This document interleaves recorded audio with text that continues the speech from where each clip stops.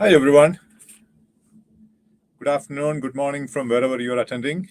Welcome to Google Talks today. My name is Johnson. I am director with Google Cloud Platform, specifically in technical infrastructure. We are in the business of building data centers and planning for capacity. Today we have the privilege of hosting one of the most premier pioneer in the area of energy conservation and energy saving.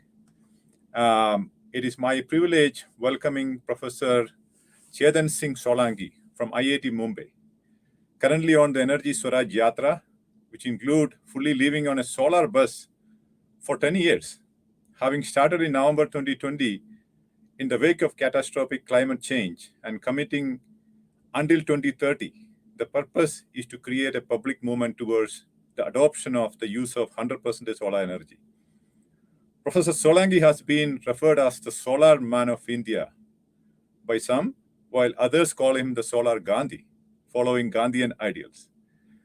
He coined the phrase Energy Swaraj, and to establish it globally, he founded the Energy Swaraj Foundation, which is also known as ESF.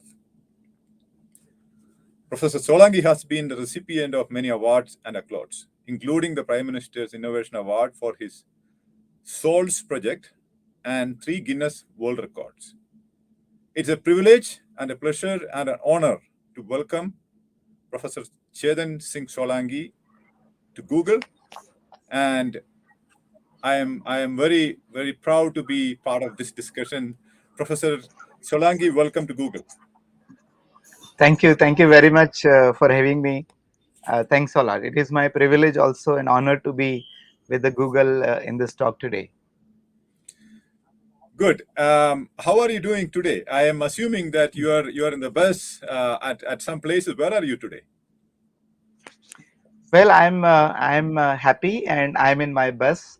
It is in Vellore Institute of Technology today, so I'm sitting, and I don't call it a bus, by the way. This is my house. So my bus has every facility, and I sleep here, I eat here, I work here, I meet here.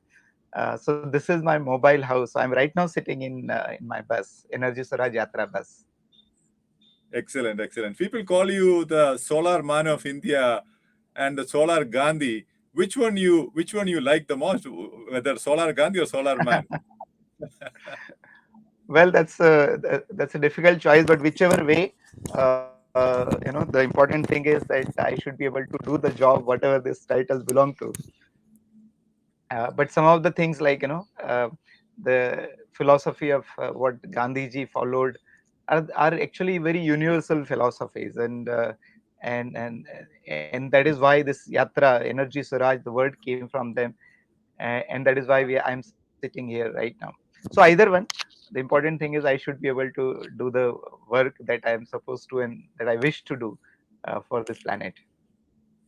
Yeah, picking on that point, Gandhiji only had to solve the problem of India, or maybe in South Africa. But you see that your problem is only limited to India, or is a much bigger problem? Well, I mean, the fortunate or unfortunate part is it is not India's problem anymore. It is not problem of any local geography. The climate change is a problem of entire world and every human being's problem. And so the scale of the problem which I have undertaken to solve it is much bigger than what Gandhiji has undertaken earlier. So it's everybody's problem. Indeed, indeed. Can you talk a little bit about the Swaraj Energy Swaraj Yatra, the Energy Swaraj Foundation, which you are pioneering, and where are you with that mission in the bigger, larger scope of things? Well, I mean, so let me tell something about the whole idea of Energy Swaraj.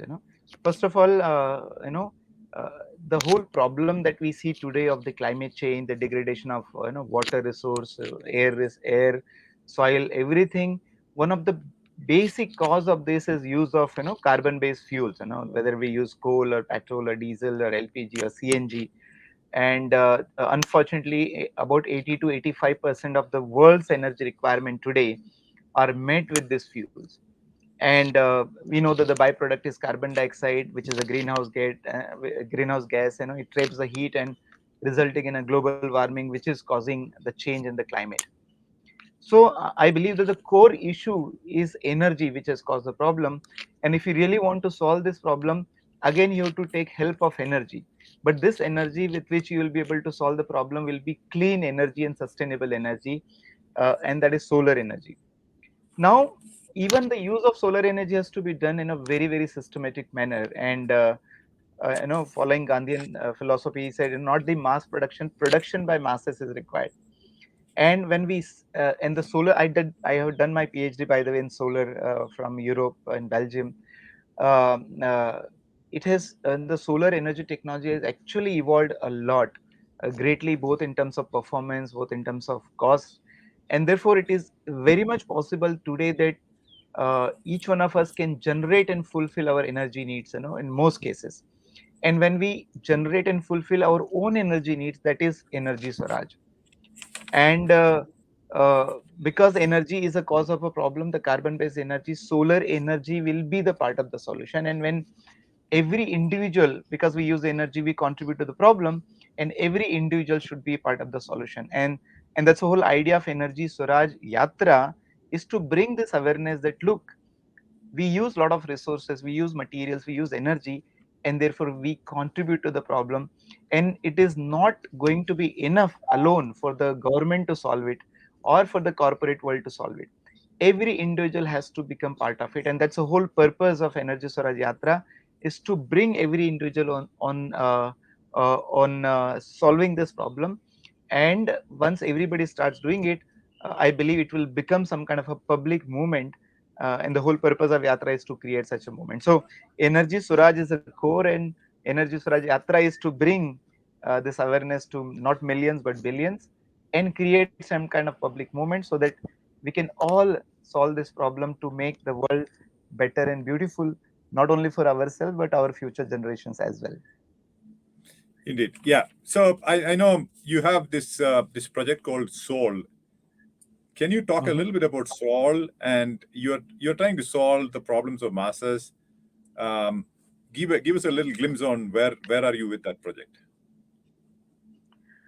Well, I mean, that project is over now, but that I have a lot of my learnings, came from that project. And actually, I come from a small village in Madhya Pradesh. Even today, to my village, there are no buses that goes, and I studied in a small one classroom primary school.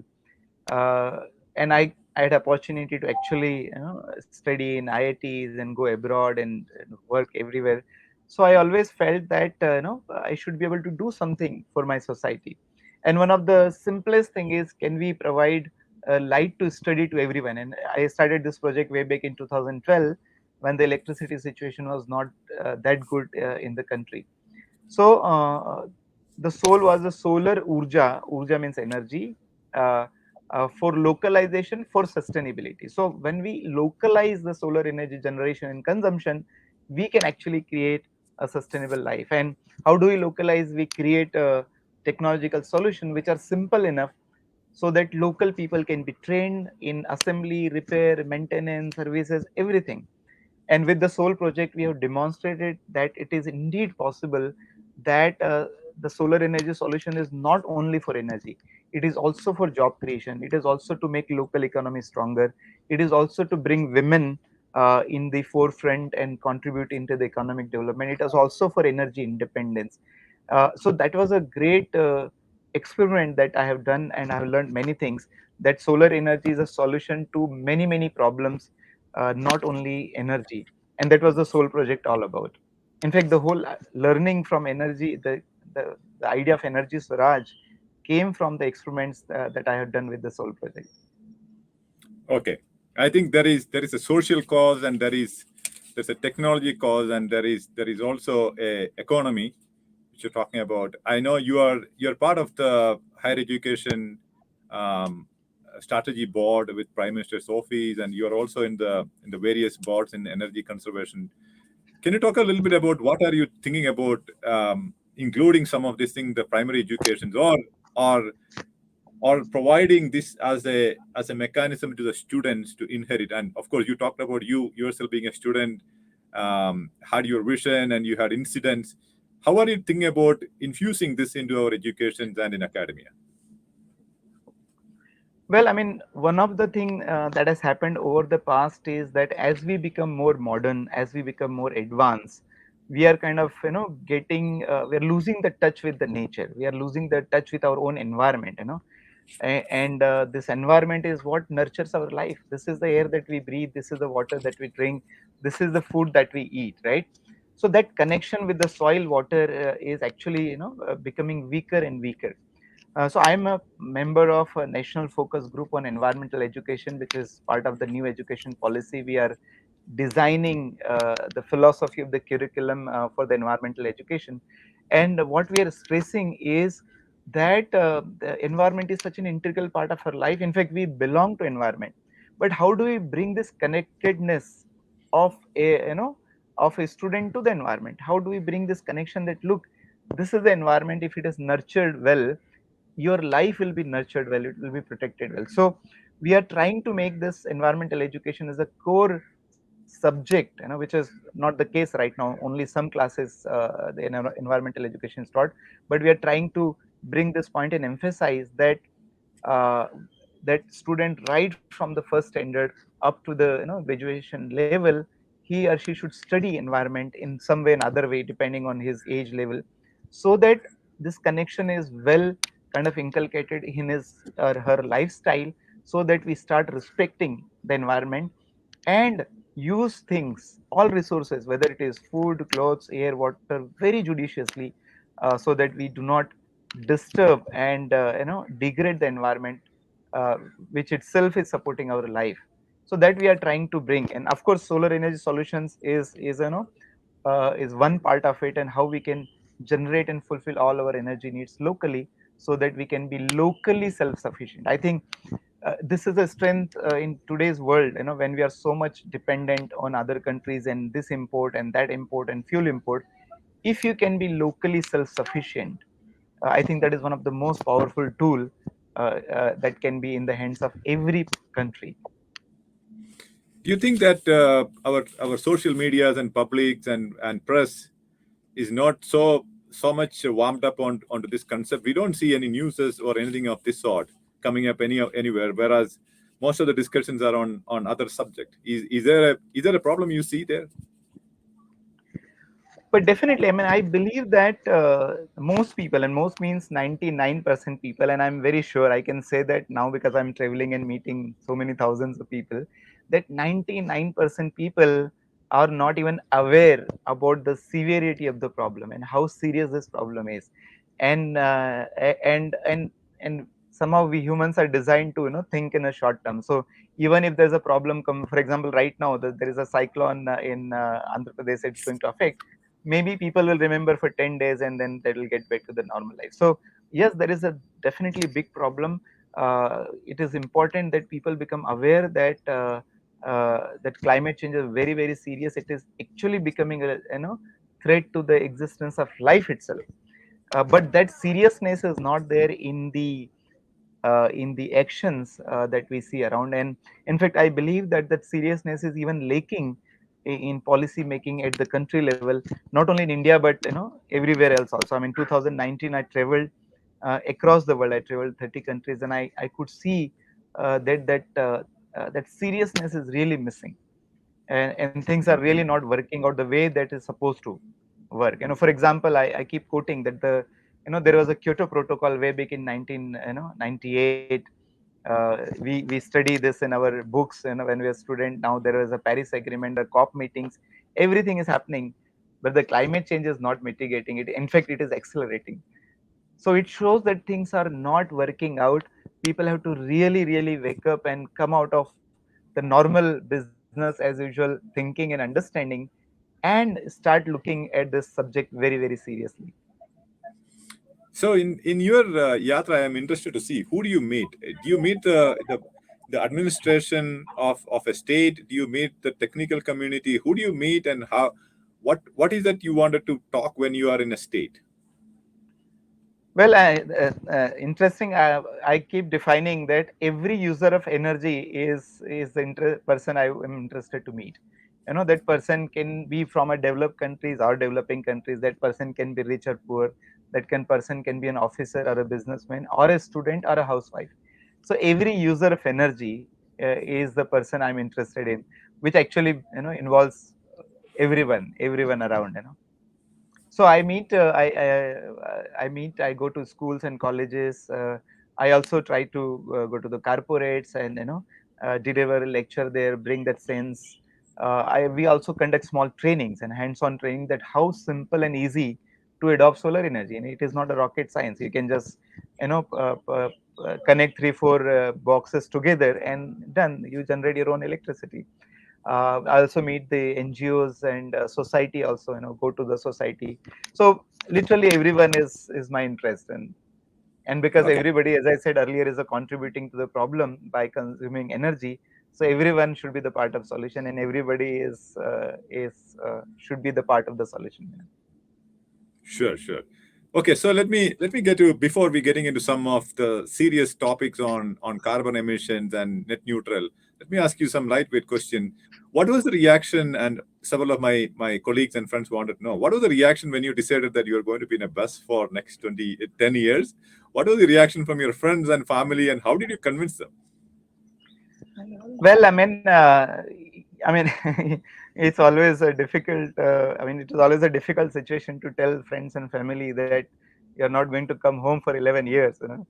Uh, well, I mean, so first of all, I did not tell them in one go that I'm not going to come for 11 years, and I have been doing, and I've been traveling. I've been going to the rural areas for my sole project. I traveled a lot, so people were kind of know a little bit that this person is things in that manner. But after my international travel, and we also got an award in IEEE award.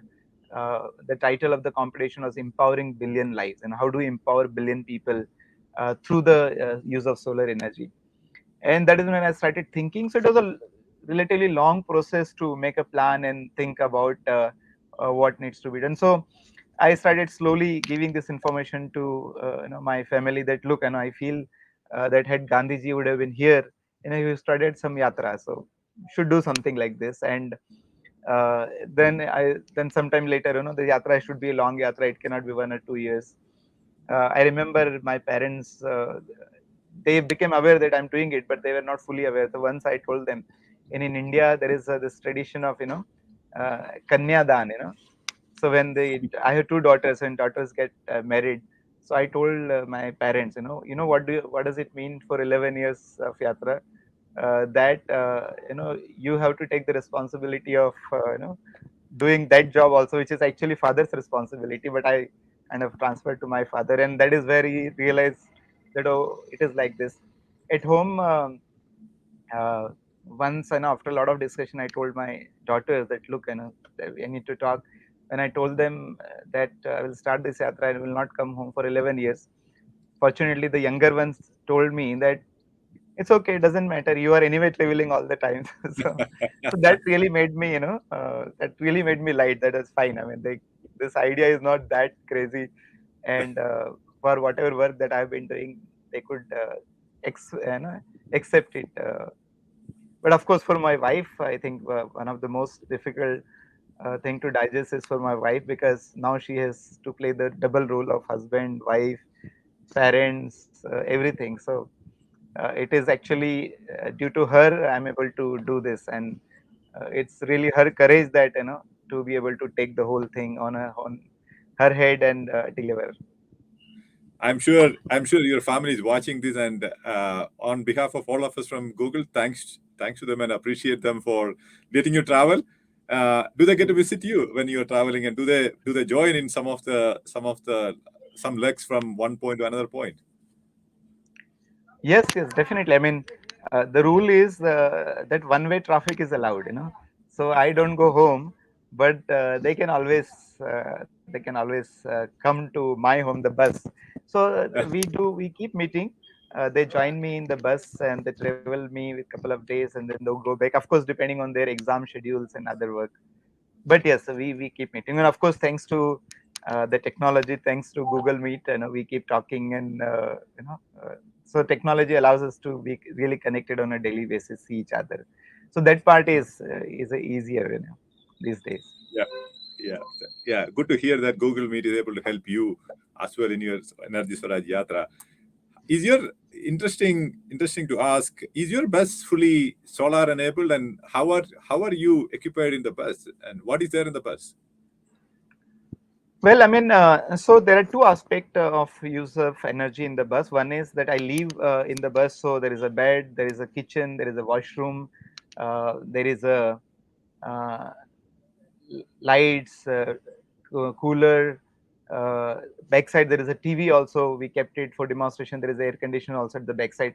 So all these appliances that are there, that are running with solar energy. There are on the top of the bus. There are solar panels. We have energy storage in the battery. So in the night we can do cooking, and all our needs are fulfilled. The engine of the bus is not running on solar. It can actually run on solar, but due to the limited surface area, we will not be able to travel long distances. It can only take us 20 kilometers, maybe 25 kilometers. So that's why the engine runs on diesel, but all our operations of home actually runs on solar. Okay, okay, that's great. Now let's get into a little bit of a definition of some of our users may be interested to know some basic terms, and I'm sure several people get confused about these terms.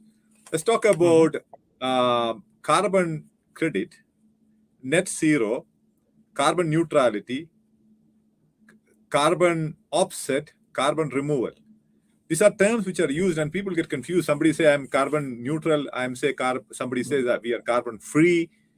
Can you give us a layman's point of view on what are these terms, and how should a layman knows about this?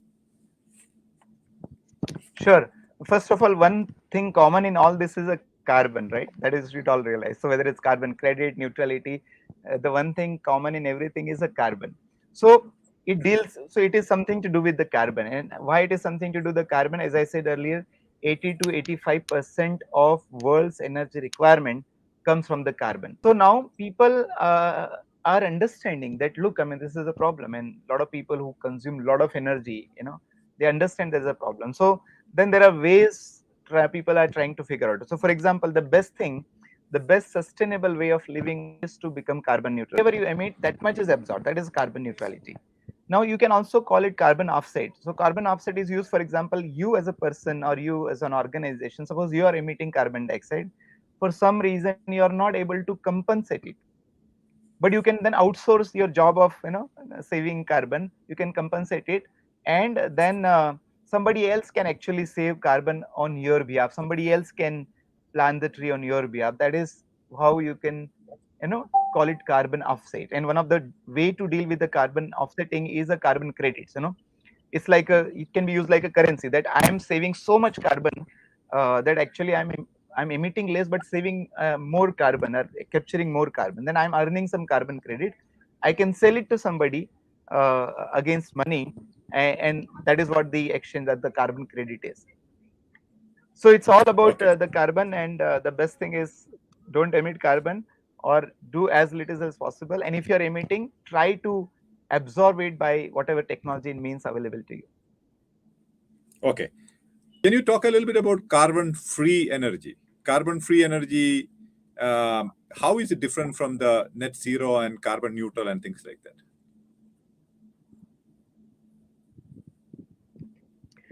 Well, I mean, as such, there cannot be anything carbon free. I mean, the only thing carbon free is use directly sunlight. Dry your clothes under the sunlight. That is carbon free.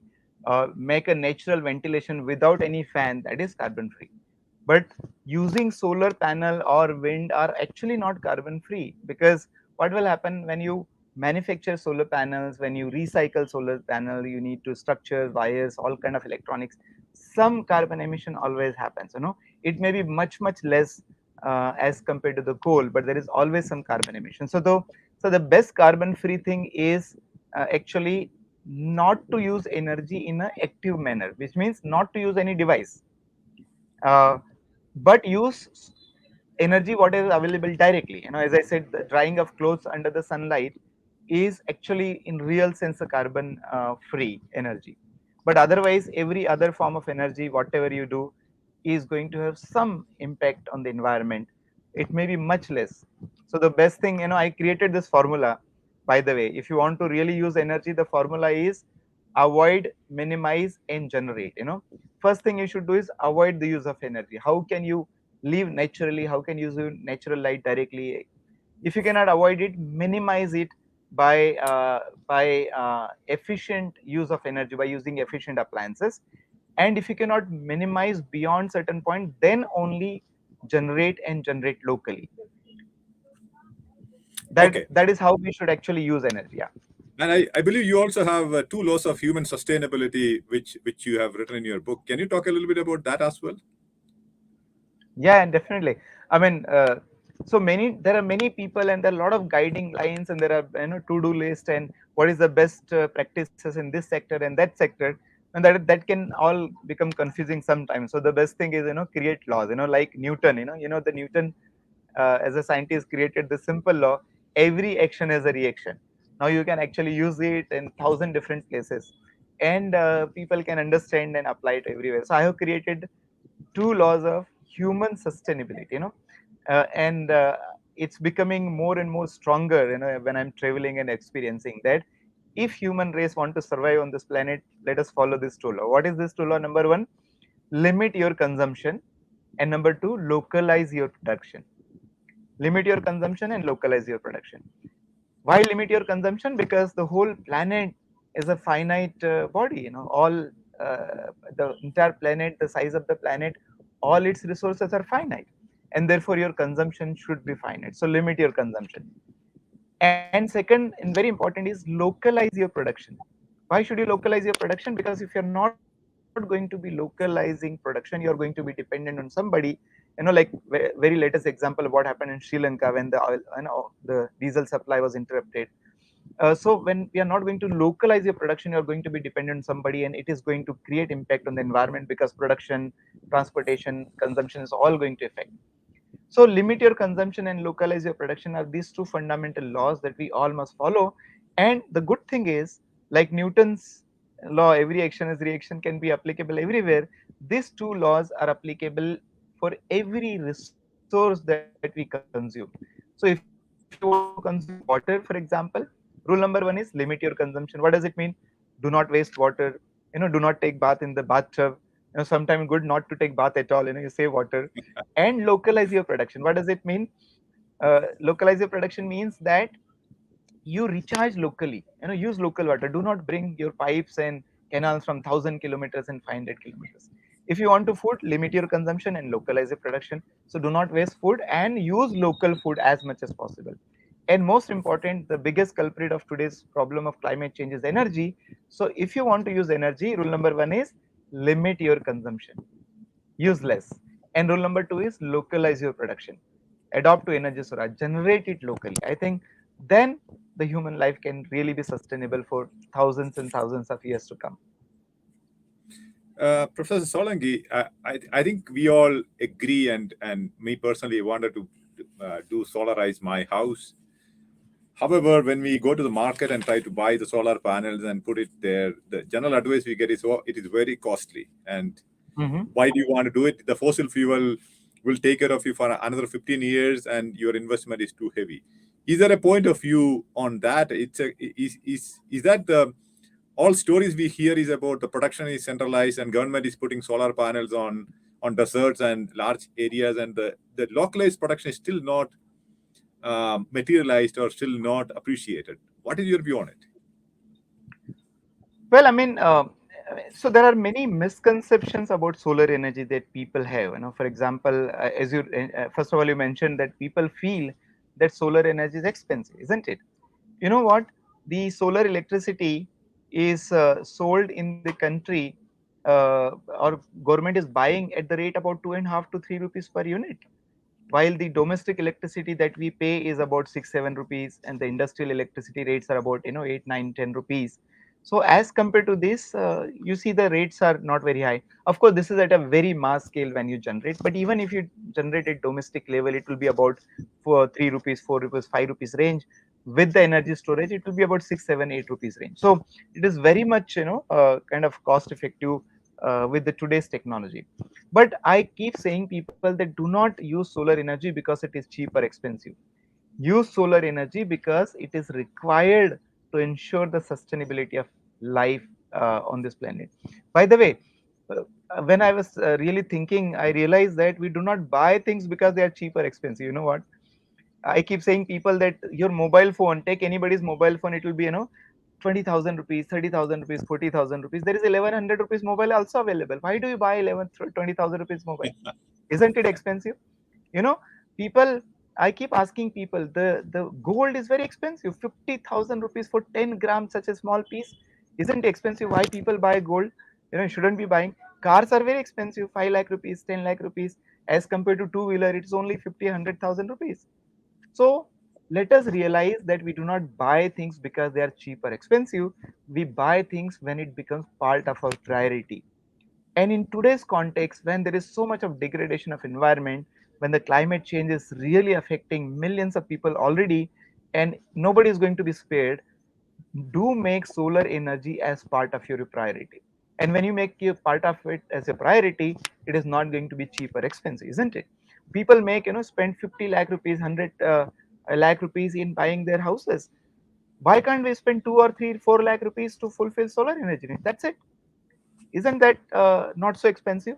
So I think we are wrong, and somehow we have been communicated in wrong way that are expensive. Let us use solar energy because we need to use solar energy, because we want to create a more sustainable world, because I want to leave behind a world where my children can also drink filter free water, and do not need to install air filter at home, and do not have to worry about the organic and inorganic and chemicals in the food that you are going to eat. I think that is what we have to all work for. And then when it comes to your children, I don't think the cheap or expensive becomes the main priority to decide what to do. Very, very well thought. So, assuming that the solar also involves silicons and other materials to create the panels, and it is not that we can just directly convert the sunlight. So, what is your view on the material, and will it run over? Is there a manufacturing process where we emit more carbon while creating it? What is your view on that? Well, I mean, the good thing is that, as I said earlier, I did my PhD in solar cell technology. The good thing is the silicon, which is the workhorse of today's solar industry, is abundantly available. So never ever we will run out of it. It is the second largest material available on Earth crust. But as you rightly said, it's a very complicated process. First of all, we need to mine silicon, then you have to purify silicon, we have to make silicon crystal, then we have to make silicon wafer, from that we have to make solar cell, then we have to make solar module. For making module, we require glass, we require aluminum frame, we require cables, then we require structure to mount the panel, and then we require some electronics, some battery. So it's a really complicated matter to generate electricity with solar. And not only that, at the end of life we have to also recycle batteries and recycle panels, so there is also an impact. And therefore many people feel very good about solar energy, which actually they should be. But when we look at deeply, one of the best thing to do in life is avoid solar energy also. you know so I'm a professor of solar energy, I'm a brand ambassador of solar energy for government of Madhya Pradesh.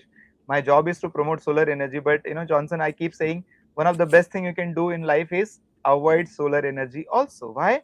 Because as you rightly said, all this manufacturing and recycling has the environmental impact. So that's why I said earlier, follow this principle, AMG, avoid use of energy including solar energy as much as possible.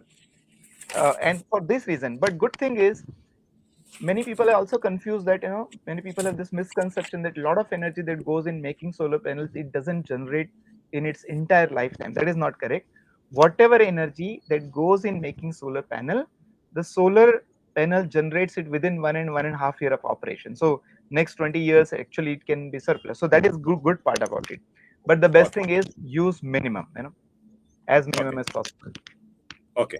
That's very good, because a lot of people had this confusion on whether the generation of solar panel is more costlier than the production. Thank you for clarifying it.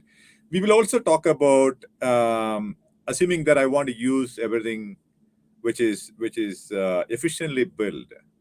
So there are something called the technical term called scope 2, scope 3 emissions. Can you talk a little bit about it, and how can we be aware of when we doing something? If I'm very much aware of the this energy efficiency, how can I avoid scope 3 and scope 2 um, emissions or Well, I purchase? mean, yeah. One simple thing is, crime is a crime. You commit directly, or you commit through someone, or you commit through third party. Crime remains crime. So the carbon emission is carbon emission. So whether you do it directly within your premises, or you do it because you're buying electricity or heat from outside, or because you're doing it because you're buying product and services from outside. So as I said, the crime remains crime, and I really describe it crime because once carbon dioxide is emitted in the atmosphere, the average life of carbon dioxide is 300 years. So uh, uh, so whether it's scope 1 or scope 2 or scope 3 emissions, I think the best thing is uh, follow those two fundamental principles that I told, that everything is finite on this planet, and one of the best thing you can do is limit your consumption and localize your production. The scope 3 basically is the outsource activities, third party activities coming from out. So when you start localizing it, it will automatically go down. So when you limit your consumption, your scope 1 and scope 2 emissions will also go down. So I think this is the heart of the sustainability, to follow this model. There cannot be any other way, Johnson. I mean, we can actually develop more of science, more of technology. We can create sensors, and we can put this condition on that vendor and that condition on that vendor. It may have a marginal effect, but the major effect will only come when we start to minimize our consumption and localize our production. That is where the real benefit is. I mean, so tweaking of the solution will happen when you do this and put this condition, and use this and that condition. But I think, as I can see in the world, that remains marginal. I'm in this institute, and they came to me and said that, look, sir, we have done this wonderful air cooling system and chilling system and this and that. And I said, first of all, tell me, why do you put so much of chilling system? That has to be the more fundamental system. I was in Dubai again, and one fellow explained me, beautiful system about how the waste recycling happens, and dry waste and waste weight and this waste and that waste. Lot of he gave me 10 minutes lecture. At the end of the 10 minutes, I asked him, first tell me, why do you generate so much waste? And he did not have any answer. So that is more fundamental. So all this thing, as I said, whether you emit or because of you, your vendor is emitting, it is an emission finally which goes to the atmosphere and affects everyone. So forget about scope 1, 2, 3. Just limit your consumption and localize your production. Thank you. Just for you to know, Google is very committed to become a climate-friendly, energy-efficient company, and you probably know that we have become carbon neutral by 2007. That is 10 year, almost 9 years at the beginning of the company, and then 2019 we have eliminated all of our carbon legacy by offsetting it, and by 2030 we committed to become a carbon free energy company. And off the press last week, we are also committed investing in a startup company to remove carbon from the atmosphere. We and few other companies have committed almost $1 billion for that. So and there is a department in the cloud where we have formed a carbon efficient department to measure and track and everything. And I'm also going to be part of that department. So just wanted to that we are very committed as a company to the world on making sure that we are a sustainable energy company. No, I mean, definitely great, and I always respect Google for number one, for the services that I've been using. In fact, I've been telling my friends long back, and I must share today because I'm on Google platform. I've been telling that this Google search engine has such a big tool for me in life, and I was so impressed that if Google would have asked me, some acres of land that I own, I would have immediately given. That was a kind of that was a respect that I have, and really happy to hear the Google has been the lead organization in first of all understanding the problem, but not only understanding the problem, taking the actions towards solution. So that's wonderful, and thank you very much. I hope that many other organizations and corporates take an example out of Google and start doing the same thing. Thank I you, would thank also you. request Google that it is not enough though that in the entire world we only become carbon neutral or carbon free. It is important that everybody should become carbon neutral and carbon free, because whether you emit carbon dioxide or your neighbor is emitting, it doesn't matter. Once carbon dioxide is in the air, everybody pays for it. So I believe and I hope and I request that Google will also start taking action in spreading this to the other people and almost every individual, so that together the whole world can become carbon free as soon as possible. Thank you. And I think it is an important point that it is everybody's responsibility, and we are all.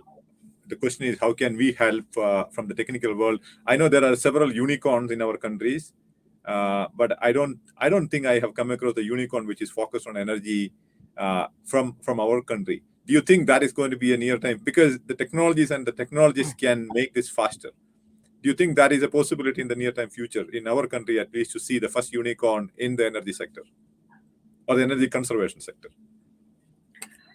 Well, I mean, it looks difficult right now because the whole world is almost like moving still as a business as usual scenario.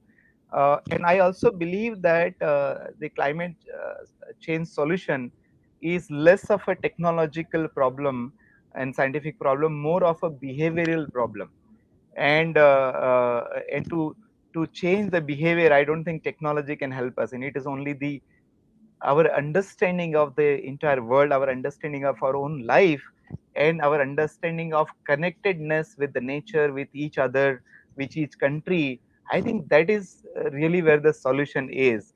And I believe that the more of science and more of technology is will be of less use, then the change in understanding and the behavior itself is going to be of great use. And I don't think whether unicorns can bring such a behavioral change. Probably it requires understanding at individual level. That's why I said Energy Swaraj has to become a public movement, and when we start taking pride in saying that, look, I am not part of the problem, I am part of the solution. When you start taking pride in saying that, look, I do not have electricity connection at home, I am independent. When you start taking pride in saying that, look, I am a less energy consumer than you, then I think it becomes public movement. When we start taking pride in saying that, look, we have disturbed it too much, and I really want to do something good for my student, my children, and that good can only be in the form of pure air, pure water, and pure soil. There cannot be any other good that a parent give it to student. So I think it has to be not a technology based unicorn, but if some other thing can happen where which can actually touches the heart and emotions of the people, and which brings and opens up the eyes of the people. Look, guys, that yes, we have grown GDP, yes, we have grown science, yes, we have grown technology, but at the same time, the relationships have not grown, the love between people has not grown, the depression is on the other hand grown, the nature has become degraded, the water is degraded, violence has grown. I think once we start to understand this, that there is something which is not which has not gone right in our our approach in this technological development and economic growth, I think then that understanding will bring the change. Of course, the unicorns with their own technology will enable such a behavioral change, but the unicorn on its own cannot solve the problem, because it is not technology problem, it is a behavioral problem. Thank you. I think we have to, everyone have to take proud of doing it. That is the best Yes. thing to do.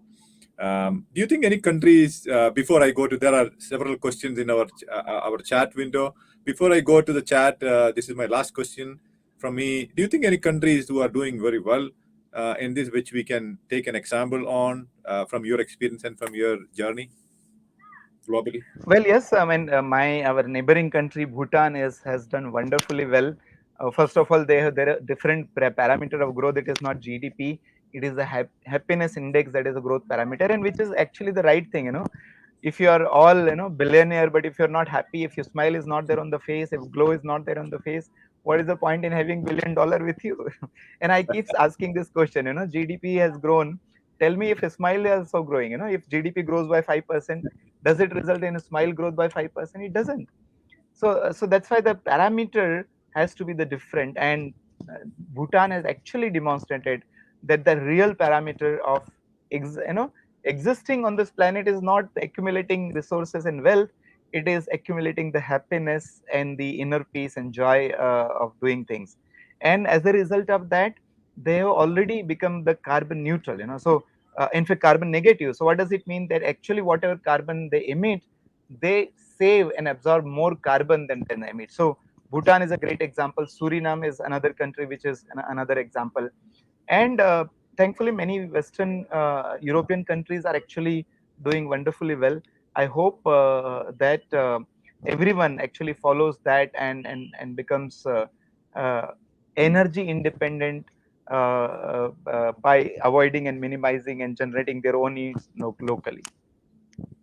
I think avoid, minimize, generate locally has become a favorite word in the chat window. Thank you for making that. I think that's Johnson, one more thing I want to say regarding, if you are not going to follow AMG, avoid, minimize, generate, you will have to say OMG, oh my God, solar energy is expensive.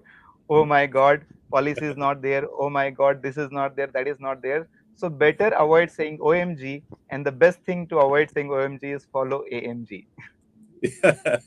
and you should replace GDP with the GSI, the gross smiling index, isn't it? Yes, yes, absolutely, absolutely.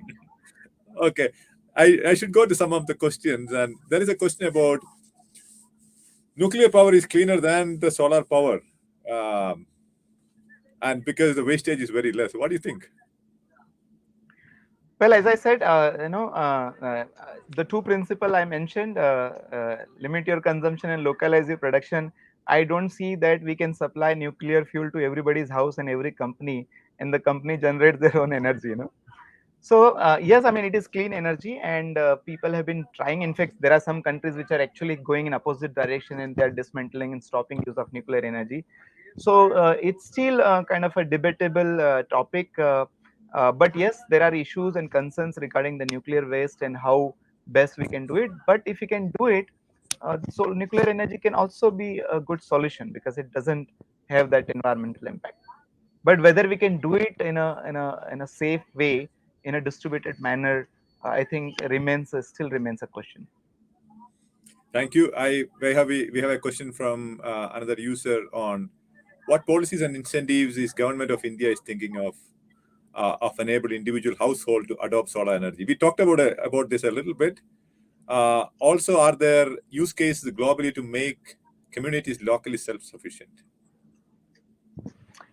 Well, I mean, the government of India, I believe that this picture, this way of looking that we need to localize is not there, and therefore we are busy doing a lot of big power plants, 500 megawatts and 1,000 megawatts, and that is good thing definitely as compared to coal, but that is not the great thing.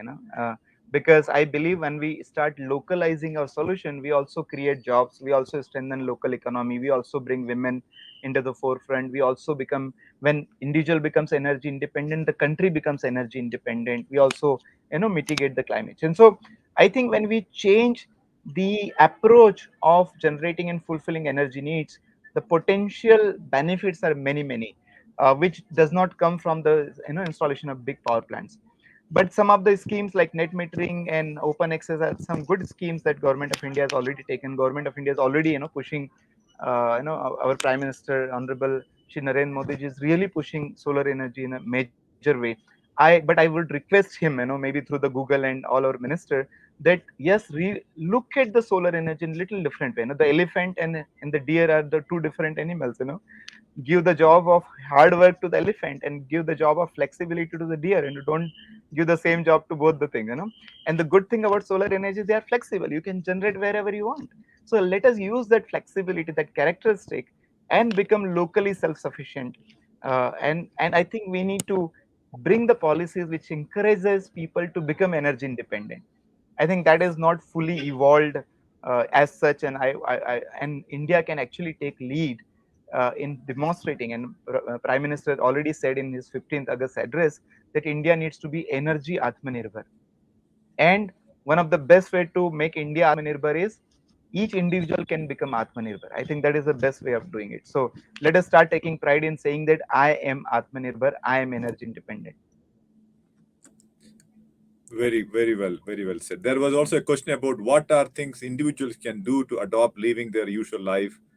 Um, I think your answer is inclusive on that question as well.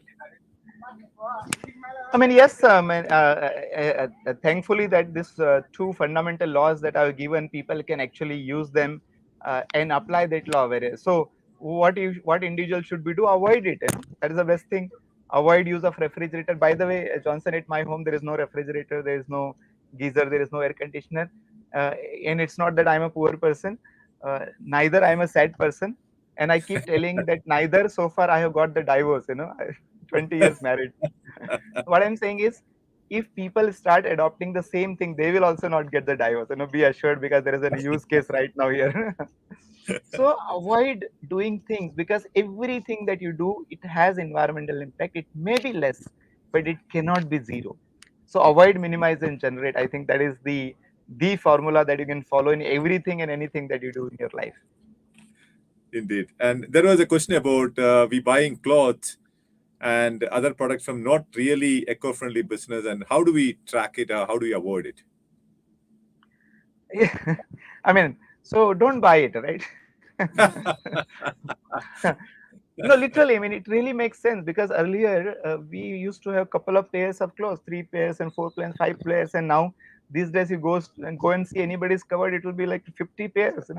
So don't do that, because even if you buy the most efficient, friendly production of clothes, it is going to have non-zero environmental impact. It is not going to be zero, isn't it? I hope my audience can actually understand this. So anything that you do has an impact, and therefore best thing to do is do nothing. And I keep saying, you know what is best thing to do is, like, we do meditation. When we do meditation, we really, the greatest joy that you get is in meditation. And what you do in meditation? Do nothing. So the best thing to do in life is do nothing. Avoid it. That is the really best thing. Yeah. There is another question. We need to find solutions which are desirable rather than a need. Large population will only adapt when the when it is desirable. What is your view on that? Well, my view is that, look, I mean, solutions already exist. We, the humans, the modern humans of 21st century, we have the capability to go to the moon, and we can send our mission to the Mars, and we can replace somebody's heart if there is a problem. So all the solutions that are required to solve the problem already there. You don't have to really wait for new solution. You have to just see around and adopt in whichever your geographical condition, your local climatic condition, or adopt the solution. So as I said, it is a behavioral problem rather than the technological problem. And we are so advanced in all sector that the solution do exist. You just become sensitive and aware that, look, I am not that person who is going to contribute in the climate change. I do not want to emit. And therefore, once you have that feeling inside you that you don't want to be part of the problem, you want to be the part of the solution, believe me, solution will be all around you. It is everywhere. There are solution. You just, change your vision, and you will see the solution. So you don't need to wait for any new solution, and it all exists right now. Every one of us are worried about tax. There is a question about can some tax benefit can be given to solar energy users. This can propel the adoption. Can you influence? Can you influence the government next time when you meet the prime minister or in the office? Can you influence? That's the question. Well, I mean, see, I keep saying, people many times tell me, Johnson, the solar energy is expensive. So I tell them, don't use it. Don't. If you feel it is expensive, don't use it. There are two choices: either use solar energy or get extinct from this planet. Make a choice. There is no choice. I mean, look, wake up and we realize that we are in problem. And I told earlier, economic, cost comparison, that it is not expensive. We really do not need more. In fact, I would request Prime Minister and all the minister to get out of this business. Solar energy is already evolved. It is already very advanced. And when technology is so advanced, you do not need government and policies. People can start becoming independent. So I would be more happy if the government stops subsidies. I would be more happy that government makes least policies, and like mobile phone technology or TV or refrigerator, there is no government involved. So I think solar technology has evolved to a level where it is good if the government is not part of so much policy making and subsidy giving and all. So do not do that. I mean, that is what I would recommend to the prime minister and the minister. Unfortunately, it is opposite of what people is expecting me to do. Yeah, I think we are coming to the last 5 minutes of our discussion. Let me go back to some lightweight questions on your yatra. Now, I'm assuming you are going from Vellore to Tirupati, and you said you didn't travel today just to make sure that you are not getting any disruption during the Google talk. Mhm. So I'm assuming you are going to start to Tirupati immediately after this meeting. Is that correct? Yes, yes, absolutely. And Johnson, one thing I would, before we you close, one thing I would really like, if Google can become the part of Energy Swaraj Yatra or Energy Swaraj movement. One of the thing that I have understood while traveling is, before we ask people to use solar energy, it is important that people becomes energy literate. And I believe that 90% people are energy wise illiterate. They do not know where the energy is coming from, where it is going, how much carbon dioxide we are emitting. So that is not aware. So what I've done is I've created a course called Energy Literacy Training, and I yeah, believe that it is like a license. So like, if you want to drive vehicle, you need license to drive the vehicle, and otherwise without license you may cause harm to somebody else. Similar to that, if you are not having license to use energy, and if you are going to use energy without license, you are going to cause harm to somebody else. So this energy literacy training is a license to use energy. And I would really request, I think it will be really great support if Google can join us and help us and support us to make sure that everybody is energy literate in this world, so that we use energy judiciously, so that we do not misuse energy, so that we do not overuse energy, so that we do not inefficiently use energy. So I would like to reach out to millions and billions. Please make energy literacy is one of the target, and that will be really, really great support that I would expect and request from the Google for this movement to become successful. indeed, Google as a company, we are always looking forward to make sure that humans feel better and life is easier. Definitely, we will reach out to you, sir. It is a privilege, and I will read one comment which is written by one of our viewers. Sir, your passion towards sustainability is infectious.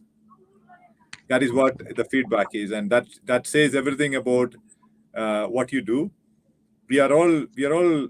I think the energy literacy is something which every one of us need. It's a basic need for humans to survive. And while you are alone in the bus and traveling for all of us, we wish you all the best. It has been a great learning for me as well, and it's a privilege talking to you. I'm sure all of your students who are in this call enjoying the discussion. Probably you'll get a lot of offline feedback. And question is, when are you coming to Bangalore, and will you park your vehicle in the Google campus? Oh yes. First of all, I'm not alone, Johnson. I would like to take this opportunity to thank my family definitely, but my entire team, who travels with me in the bus. They help me to get my food in time, and they help me to coordinate going around. There is a team which is sitting in Mumbai, and they are helping. And there are many well wishers. There are hundreds of people. There are so much willing to help Energy Swaraj. So with this, I would like to thank everyone.